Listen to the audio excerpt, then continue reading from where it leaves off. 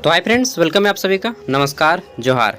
आज हम लोग जानने वाले हैं कृषि विज्ञान केंद्र सुजानी देवघर में जो वैकेंसी आई है उसका फॉर्म फिलअप कैसे करना है। ठीक है, पूरा स्टेप बाय स्टेप बताऊंगा और आपको लास्ट में एप्लीकेशन, ये फॉर्म है, एप्लीकेशन फॉर्म भी दे दूंगा। ठीक है, थोड़ा सा जान लीजिए कि आपको कैसे फिलअप करना है, उसके बाद आप इस वीडियो को नहीं भी देखेगा फिर भी चलेगा। ठीक है, तो पहला पेज इम्पोर्टेंट है भरने के लिए और बाकी सब आप इजीली कर देंगे, हम बता देंगे। ठीक है, आप लोग कर लीजिएगा। तो देखिए, कृषि विज्ञान केंद्र देवघर सुजानी का यह फॉर्म ऑफलाइन है। इसके लिए क्वालिफिकेशन का वीडियो मैं ऑलरेडी बना चुका हूं। अगर आप नहीं देखे हैं तो इस वीडियो के बाद वीडियो के एंड स्क्रीन में मैं दे दूंगा। ठीक है, जिसमें आपको क्वालिफिकेशन पता चल जाएगा कि क्या क्या क्वालिफिकेशन है, कौन कौन से पोस्ट हैं। ठीक है, इसका फॉर्म ऑफलाइन है, 7 मार्च लास्ट डेट है। ठीक है, देखिए, जब आप इसका फॉर्म डाउनलोड कीजिएगा वीडियो का डिस्क्रिप्शन से, तो यहाँ पे आपको ये सारी चीज़ें भरने को मिलेंगी। इसमें हमारा एप्लीकेशन फॉर्म में पॉइंट नंबर 1 है अप्लाइड पोस्ट। किस पोस्ट के लिए आप अप्लाई करना चाहते हैं, तो देखिए यहाँ पे मैंने पोस्ट का नाम लिखा है सपोर्टिंग स्टाफ। ठीक है, मैं अप्लाई नहीं करूँगा, बस एक सैम्पल कॉपी आपको प्रिंट आउट करके दिखा रहा हूँ। दूसरा है एडवर्टाइजमेंट नंबर। एडवर्टाइजमेंट नंबर आपको ये लिखना है 18/KVK यानी कि कृषि विज्ञान केंद्र। ठीक है, /31/2025, मतलब ये 31 जनवरी 2025 है। समझ गए हैं? तो ये आपको एडवर्टाइजमेंट नंबर ये वाला लिखना है। ये आप लोग बहुत से लोग मिस्टेक कर दीजिएगा, ये नोट कर लीजिएगा। ठीक है, यही आपको एडवर्टाइजमेंट नंबर लिखना है। डिमांड ड्राफ्ट, जनरल ओबीसी को डिमांड ड्राफ्ट लगेगा। जनरल को 1000 का, ओबीसी को आपका 500 का और ईडब्ल्यूएस को भी 500 का। बाकी एसटी, एससी और वुमेन, कोई भी महिला हो, चाहे जनरल, एसटी, एससी या ओबीसी, महिला उम्मीदवार, एसटी उम्मीदवार और एससी उम्मीदवार को कोई भी फॉर्म फीस नहीं लगेगा। उस कंडीशन में जो डिमांड ड्राफ्ट दीजिएगा वो लोग यहाँ पे डिमांड ड्राफ्ट का नंबर लिखिएगा, डिमांड ड्राफ्ट नंबर। ठीक है, और अगर आप डिमांड ड्राफ्ट नहीं दे रहे हैं तो इस तरह से लिख दीजिएगा कि मैं एससी हूँ। ठीक है, मुझसे नहीं मांगिए डिमांड ड्राफ्ट, एससी। ये लिख भी सकते हैं या नहीं भी लिख सकते हैं। ठीक है, इसको ब्लैंक भी छोड़ सकते हैं एससी वाले, या फिर इस तरह से लिख भी सकते हैं। ठीक है, नेक्स्ट चौथे नंबर पे आपको अपना नाम लिखना है। ठीक है, name of the applicant, block letter. अच्छा, यहाँ पे हमेशा पूरा का पूरा फॉर्म आप कैपिटल लेटर में भरिएगा। ठीक है, खास करके अपना नाम और अपने पिता का नाम। तो यहाँ पे आपका नाम लिखना है, फिर फादर नेम, पिताजी का नाम, मदर अरे यार सॉरी, देखिए यहाँ पे मैंने गलती कर दिया। ये नेशनलिटी में आप यहाँ पे इंडियन लिखिएगा। ठीक है, नेशनलिटी में आप यहाँ पे क्या डालिएगा, इंडियन। ओके, इंडियन डालिएगा नेशनलिटी में, भारतीय। डेट ऑफ बर्थ, यहाँ पे अपना डेट ऑफ बर्थ इस तरह से लिख दीजिएगा, हाइफन दे देके। उसके बाद फिजिकल डिसेबल्ड, अगर आप शारीरिक रूप से विकलांग हैं तो यहाँ पे लिख दीजिएगा विकलांगता किस प्रकार है और कितना प्रतिशत है। जैसे अगर कोई कम सुनते हैं तो लिख दीजिएगा डिप 43% या जितना परसेंट है आपका। ठीक है, तो वो आपको लिखना है, और अगर नहीं है तो इसको छोड़ दीजिएगा। फिर आपको अपना एड्रेस देना है, परमानेंट एड्रेस, यहाँ पे विलेज, पोस्ट। ठीक है, डिस्ट्रिक्ट का नाम, पिन कोड, स्टेट, ये सारी चीज़ें। उसके बाद देखिए यहाँ पे आपको करस्पॉन्डेंस एड्रेस देना है। इसमें आपका वर्तमान पता आएगा। परमानेंट एड्रेस मतलब आपका अस्थाई पता, करस्पॉन्डेंस एड्रेस इसका मतलब आपका वर्तमान पता। अगर आपका सेम है तो लिख सकते हैं कि as well as permanent address, यहाँ पे आप लिख सकते हैं, या फिर पूरा का पूरा भी लिखने का मन करता है तो लिख दीजिए। ठीक है, आप लिख भी सकते हैं या फिर एज वेल एज यहाँ पे लिख सकते हैं, और जिनका अलग है वो लोग यहाँ पे अलग अलग लिखिएगा। करेस्पॉन्डेंस एड्रेस मतलब आपका वर्तमान पता, और परमानेंट एड्रेस इसका मतलब आपका अस्थाई पता। ठीक है, 11 नंबर पे आपको अपना कॉन्टैक्ट नंबर देना है। ठीक है, 12 नंबर पे अपनी ईमेल आईडी लिखनी है। 13 नंबर पे आपको अपना आधार नंबर यहाँ पे लिखना है।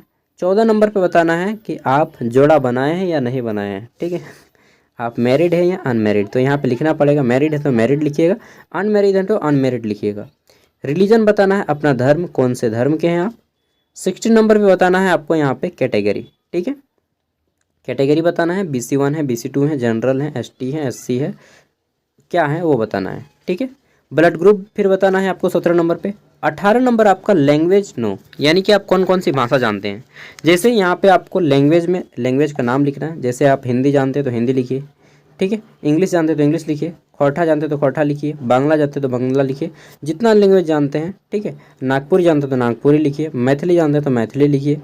ओके, तो जितना संथाली जानते हैं तो संथाली लिखिए, लिखते जाइए। अब बोलना जाने तो बोलने पे टिक लगाइए। स्पीक मतलब बोलना, रीड मतलब पढ़ना, और राइट मतलब लिखना। तो अगर आप बोलना जानते हैं तो इस पर टिक लगाइए, और पढ़ना भी जानते हैं इस पर भी टिक लगाइए, लिखना भी जानते हैं इस पर भी टिक लगाइए। सेम आपको इसी टाइप से लिखते जाना है। बांग्ला, अगर जैसे मान के चलिए मुझे संथाली आता है केवल बोलना, ठीक है, तो मैं संथाली का जो सेक्शन है यहाँ पे कॉलम 2 दिखाता हूँ। जैसे फिर आइएगा इधर, अच्छा 3 का है ना, हाँ 3 ही लैंग्वेज का है, तो 3 लैंग्वेज आपको यहाँ पे देना है। यहाँ पे आप एक्स्ट्रा भी दे सकते हैं, यहाँ पे आप एक्स्ट्रा भी दे सकते हैं, खुद से लिख दीजिएगा। जैसे बांग्ला जानते तो बांग्ला भी लिख दीजिएगा, बांग्ला खाली कॉमा कर दीजिए। संथाली जानते तो संथाली भी लिख दीजिएगा। हालांकि 3 ही देना है तो 3 को दीजिए, काफ़ी रहेगा, ठीक है। एक्स्ट्रा मत लिखिए, 3 को दीजिए, ठीक है। 19 नंबर पे यहाँ पे आपको पूछ रहा है particulars of academic and technical education. अगर आपके पास कोई टेक्निकल एजुकेशन है तो आपको बताना है, ठीक है। Particulars of academic and technical education, सबसे पहले यहाँ पे क्या डालिएगा, तो सबसे पहले यहाँ पे आप 10th लिखिएगा, ठीक है, 10th लिखिएगा, 10th पहले नंबर कॉलम पे। दूसरे नंबर पे आप लिखिएगा 12th।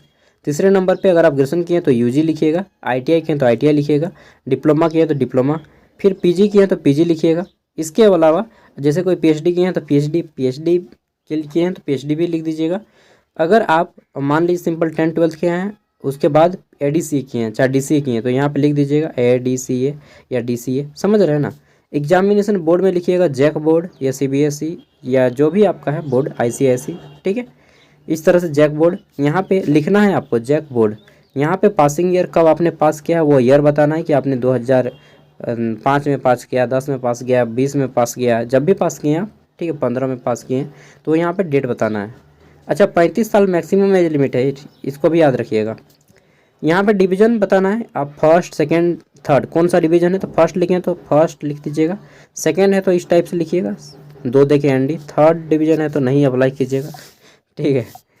पासिंग परसेंटेज कितना परसेंट आया था वो यहाँ पे बताना है। सब्जेक्ट कौन कौन से थे वो यहाँ पे लिखना है। अब बोलिएगा इतना छोटा सा जगह हम कैसे लिखेंगे, इस तरह से लिखना है एकदम छोटा छोटा। जैसे हिंदी का HIN लिखिएगा, इंग्लिश का ENG लिखिएगा, मैथ का MATH लिखिएगा, ठीक।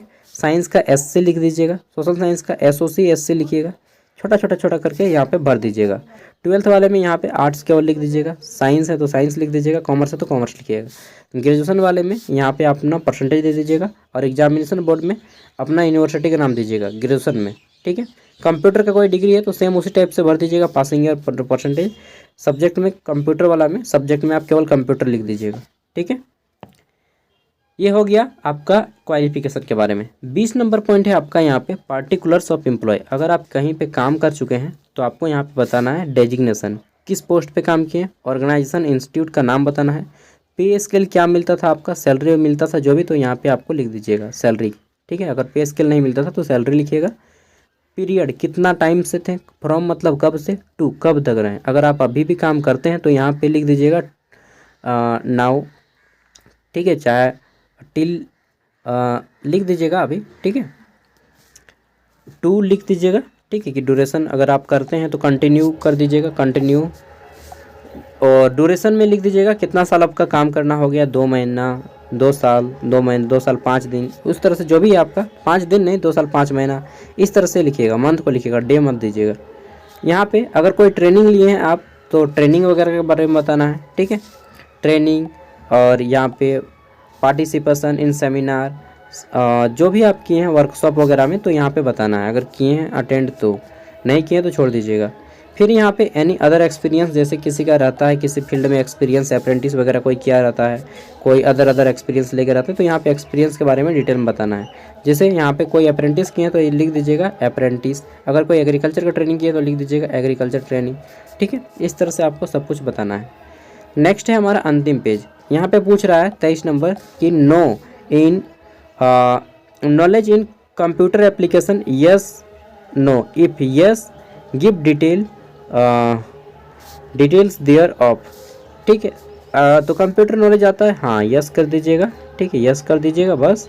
और गिव डिटेल्स में आप क्या दे दीजिएगा, इसका एक सर्टिफिकेट दे दीजिएगा जेरोक्स, ठीक है, फॉर्म के साथ। 24 नंबर है हमारा if employed no objection NOC certificate. अगर आप कहीं पे अभी काम कर रहे हैं, ठीक है, तो आपको एनओसी सर्टिफिकेट देना है। एनओसी मतलब नो ऑब्जेक्शन सर्टिफिकेट, ठीक है, वो उनके लिए जो कहीं पे एम्प्लॉय हैं अभी। 25 नंबर पे हमारा name of designation of two wheeler reference. तो देखिए आप जो 2 चक्का वाहन है आपके पास, ठीक है, सपोर्टिंग स्टाफ के लिए 2 चक्का वाहन चाहिए, ठीक है। Name of designation of to reference, sorry, ये टू व्हीलर नहीं है, किसी 2 व्यक्ति का नाम बताना है जो आपको जानते हैं, रेफरेंस देना है, ठीक है। तो यहाँ पे किसी 2 व्यक्ति का नाम दे दीजिएगा और दोनों गवर्नमेंट सर्विस में हो ऐसा दीजिएगा, ठीक है। किसी टीचर का नाम दे दीजिए, 2 को टीचर का नाम दे दीजिएगा, ठीक है। उनका डेजिग्नेशन का नाम दे दीजिएगा, जैसे यहाँ पे लिख दीजिएगा नाम। सपोज मैं यहाँ पे लिख देता हूँ रमेश कुमार, यहाँ पे लिख देता हूँ टीचर, ठीक है। यहाँ पे उनका कॉन्टैक्ट नंबर, ठीक है। बस 3 चीज़ देना है, नाम, डेजिग्नेशन मतलब पोस्ट का नाम, ठीक है, और यहाँ पे कॉन्टैक्ट नंबर। ये 3 चीज़ आपको मेंशन करना है 2 आदमी का, ठीक है, जो आपको जानते हो और वो सरकारी कर्मचारी हों। नेक्स्ट है, कोई नहीं जानता तो स्कूल के टीचर का नंबर दे दीजिएगा ना, ठीक है। नेक्स्ट है आपका यहाँ पे, और उनको कॉल नहीं आएगा, टेंशन मत लीजिए, ठीक है। सिलेक्शन होगा तब कॉल आएगा, और सिलेक्शन होगा तब कॉल आएगा तो फिर उनको भी लगेगा अरे भाई मेरे नाम से क्या, अच्छी बात है, चलो उसका भी नाम बढ़ जाएगा। सेल्फ डिक्लेरेशन में यहाँ पे अपना नाम लिखेगा, आई सपोज दैट आपका जो भी नाम है फलना, ठीक है। हेड यहाँ पे बोल रहे हैं आप कि मेरे द्वारा जो भी जानकारी दिया गया है मैंने सब कुछ पढ़ लिया है और सब कुछ सही है, अगर कुछ गलत पाया जाता है तो मेरा जो है कैंडिडेचर रिजेक्ट कर दिया जाएगा, ठीक है। आई हैड सर्टिफाइड दैट जितना भी एंटायर्स मतलब पूरा in this form and additional particulars furnished are true and correctly. जो भी दिया गया है मेरे द्वारा सत्य है, सही है, अगर गलत पाया जाता है तो मेरा कैंडिडेचर रद्द कर दिया जाएगा, ठीक है। यहाँ पे अपनी ईमेल आईडी देना है, प्लस के नाम में आप अपना ब्लॉक का नाम दे दीजिएगा, प्रखंड का, मोबाइल नंबर दे दीजिएगा, ठीक है, डेट दे दीजिएगा जिस डेट को आप स्पीड पोस्ट कीजिएगा। उसके बाद सिग्नेचर, यहाँ पे अपना सिग्नेचर कीजिएगा। इसके साथ ही आप जितना भी डॉक्यूमेंट्स यहाँ पे दीजिएगा, कौन कौन सा डॉक्यूमेंट्स दीजिएगा जैसे मैं बता देता हूँ। मान लीजिए आप 12th पास या ग्रेजुएट हैं, ठीक है, तो क्या कीजिएगा 10th का क्या क्या डॉक्यूमेंट्स लगेगा वो चीज़ मैं बता देता हूँ इसी में, ठीक है। देखिए ये एप्लीकेशन फॉर्म है, ठीक है, ये एप्लीकेशन फॉर्म का भी PDF मैं वीडियो का डिस्क्रिप्शन में दे दूंगा। यहाँ पे देखिए आपको लिखा गया है कि क्या क्या डॉक्यूमेंट्स आपको लगेंगे, ठीक है, और आप डिमांड ड्राफ्ट जो बनाइएगा वो किसके नाम पे बनाइएगा, ठीक है। तो देखिए कहाँ पे लिखा हुआ था भाई, यहीं पे लिखा हुआ था कहीं पे, देखिए पॉइंट नंबर 12 में यहाँ पे सपोर्टिंग डॉक्यूमेंट्स के बारे में जिक्र किया गया है।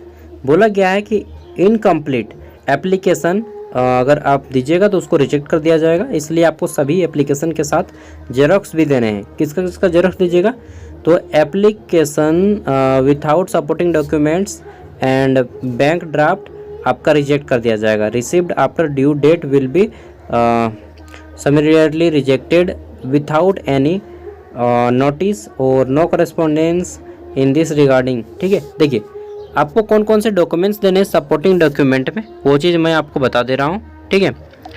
Dear applicant should refer our website experience supporting documents, यहीं पे तो लिखा हुआ था यार, चलिए मैं बता देता हूँ यहाँ पे आपको खोज के अगर मिलेगा या नहीं मिलेगा। देखिए आप 10th का दीजिएगा, क्या दीजिएगा 10th का मार्कशीट दीजिएगा, ठीक है, मार्कशीट और 10th का मूल प्रमाण पत्र, ठीक है, दोनों दीजिएगा, मार्कशीट और मूल प्रमाण पत्र।